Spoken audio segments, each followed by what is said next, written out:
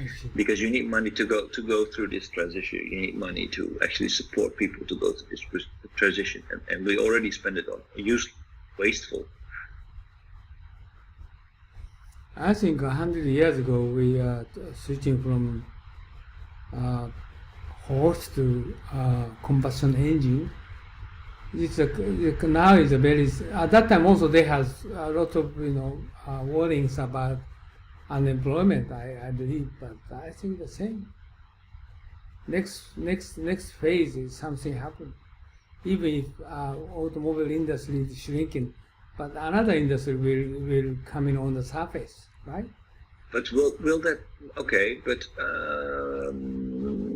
I don't see it. I don't see, because basically the whole idea is that we are doing, our new technology will increase our productivity. But will that productivity actually lead to a higher GDP? We see that GDP is shrinking, right? And so that means that basically we are not generating more money. Basically, we're going sustainable. We're going to share more things. We're going to live more responsibly. But that also means that there is less employment opportunity. The only employment opportunity that I see is in voluntary work, in actually looking after each other. Other than that, I don't see it.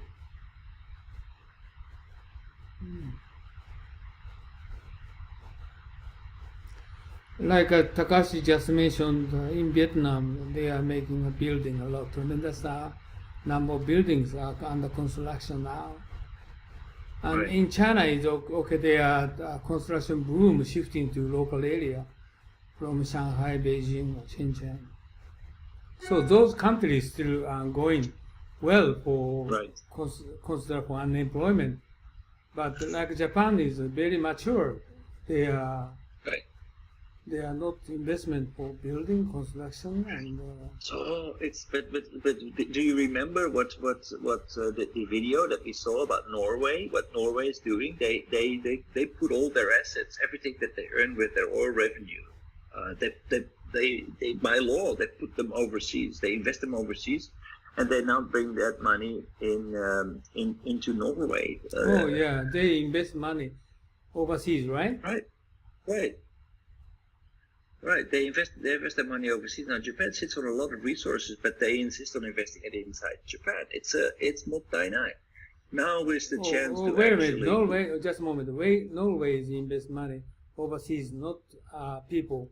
So it means they got money overseas, investment profit, and Right. they try to bring those money back to the country as so kind of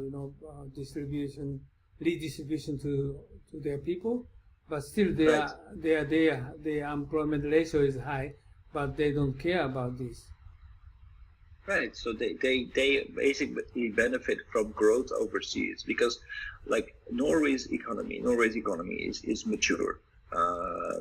It's a very small population. I believe Norway only has about 5 million people, not more than that. They sit on a lot of wealth, and you can invest it in Norway, but you can only go that far. So the sum of money is way too big. And what will happen is, Kimoto-san asked about this last Saturday, about the Dutch disease. It will basically appreciate the corona, and that will make the whole of Norway uncompetitive. So smart as the Norwegians are, they said, okay, well, we cannot put that money into our own economy. We need to invest it outside of our country. And if you basically want to maintain that wealth, what you do is you probably get an average dividend on your investment of about 4%. So you can invest everything overseas and take the 4% dividend, keep your wealth overseas, and actually use that 4% dividend to pay for healthcare, to pay for education, to pay for minimum income for your population. Japan has that wealth. It's still inside this country, but you need to start to invest right now. So this is a problem. Japan, just Takashi mentioned, even if, many aggressive, robust Japanese people try to make investment overseas, But the Japanese majority of headquartered executives are not so much willingly to make investment overseas, especially for Right. the joint venture, and try to make challenge, very conservative. So this is like a good example with China. We are investing for past several decades, but almost none of the Japanese company no growth compared with the local Chinese companies. It means Japanese company very reluctant to make challenge cooperate pacing keep pace with Chinese company. And Right. Vietnam is the same. And maybe Bangladesh will coming soon, backing up the economy, but Japanese company will not. We cannot do that. So they cannot catch up with their speed of their growth. This is my Right. concern. Also, Takashi mentioned this is true. Currently, Vietnam, how many companies or like recent Myanmar, how many companies make big investment for those areas? Only if JICA finances it. Exactly. This is another so- problem. But this is also, maybe this is due, I don't know, I'm making a jump here, but just to throw it out there. If you look at the DNA of the Norwegians, they are Normans. They are travelers. They have a global international mindset. They always believe that their wealth can be found overseas. So they have been conquerors, plunderers, and they're very fierce people. So with a global mindset, this is different from the Japanese. Norwegians automatically think across the border because their country is small. The number of people is small. There are only so many opportunities within the country itself. They automatically think international, just like the Dutch people automatically think international because our country is just way too small. So investing overseas, looking for opportunities overseas is part of our DNA. It's not for the Japanese. I think we had better consider for the history. And Japanese history, we don't have so much experience go abroad, go overseas. They are satisfied in domestic business, domestic lifestyle, instead of European people or instead of Chinese people. They have several reasons why they cannot stay in their own country. They need to go outside and for getting money. And but we don't have experience in the past, so that's the reason why Japanese company and people are very reluctant to make investment overseas. Right. But this is a problem. But if future Japanese people are very have problem domestic economy and domestic politics so forth, and then I'm sure they decide to go outside, like your country, Dutch. Right. I hope they will start it very, very soon and become aware of what's going on. I mean, there are already examples within the Japanese economy. Suntory is a good example. Kirin was also a good example, but they failed unfortunately. But these are examples of companies of board members who said, okay, well, we need to expand our vision globally, otherwise we will not be able to sustain ourselves, to survive. I hope that will be a good example for the rest of the Japanese economy, but I fear that it's very much, it's very difficult. I mean, the leaders of Japanese businesses at the moment, they become leader. The biggest virtue is time. That means that they have to follow their leaders. They have to obey, have to just make sure that they don't rock the boat, they don't make mistakes, they follow the right leader, and then they will end up becoming a leader themselves. That kind of attitude, that kind of virtue of not taking risks, of making sure that you don't screw up instead of seize new opportunities, is not very conducive to create the kind of leader that you need in order to take risks, to take bold steps, and to bring your company to change, to pivot, and to actually seize new opportunities. I'm afraid that it requires a bottom-up change and awarding leaders within the company, not based on their time, but based on their talents and based on their efforts, to actually become the new leaders of these Japanese businesses. But if we keep on following our leaders and just say yes, yes, yes, boss, and help them to not take risks, then it will be too late. I think we have history 1600 in Japan. 700 big ship they constructed and going to Southeast Asia, and 70,000 people moving from Japan to outside Japan.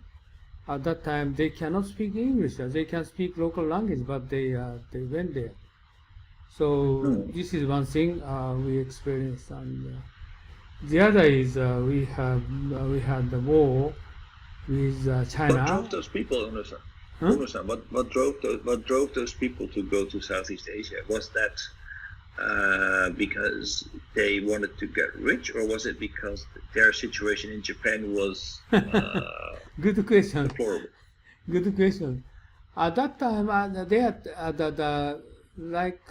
people, especially for the more southern part of areas, Japanese people were eager to doing business with overseas people to get money. And finally, the Edo Bakufu prohibit to do that. Right. So before that, they are very actively doing business with Southeast Asia to get the business. Like the rest of the world was doing. Yeah. And the same thing happened at 1900. At the time around the battle war against China. At that time, many Japanese moving to China, and they did dealing business over there, and also not only economy but also politics. Many people moving to China, and this is, I think, second time Japan is involved in Westerners and Chinese people to get along with those people.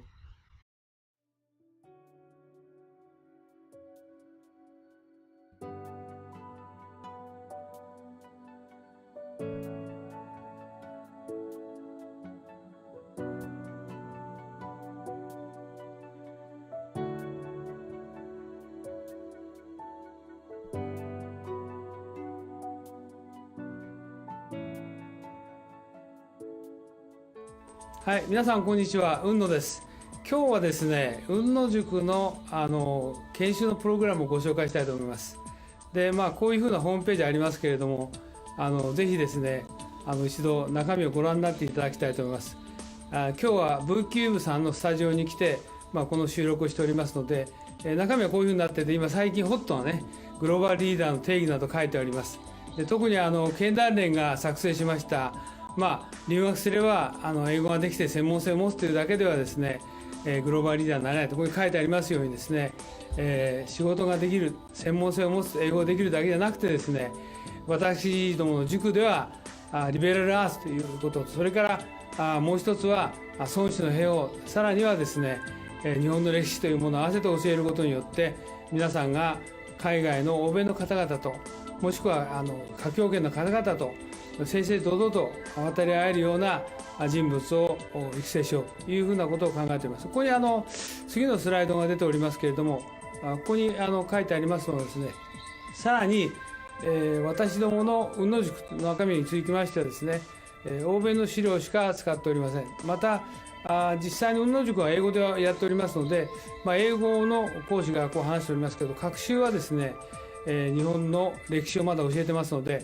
学習の午後はですね、日本のプログラムをしております。で、以前はこれ有料だったので、今はですね、実際に会場費も取っていただいておりませんで、毎回5000円ということで、朝9時から午後5時までやっておりますので、ぜひ皆さんですね、ご検討の上ご参加いただければと。英語のできない方もですね、学習の午後こういうふうな研修をしておりますので、ぜひご参加いただければというふうに思っておりますので、よろしくお願いします。で、ここにさらにですね、グループ討議とか実務の勘どころを教えると書いてありますけど、実際には私が10年ほどですね、欧米の新聞とか雑誌等をですね、集めてきた、もともと英語のベースでございますので、そうしたものをですね、50セッションのテーマに分けて資料作成をしております。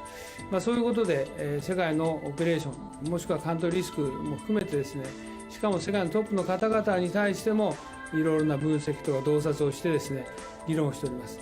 そういったことも含めてですね、今後ともよろしくお願いしたいと思います。以上で私の挨拶を終えますが、今回のこのビデオの収録にあたってはですね、V キューブさんのスタジオをお借りしてですね、お時間を頂戴して、このビデオを作成させていただきました。よろしくお願いします。どうもありがとうございました。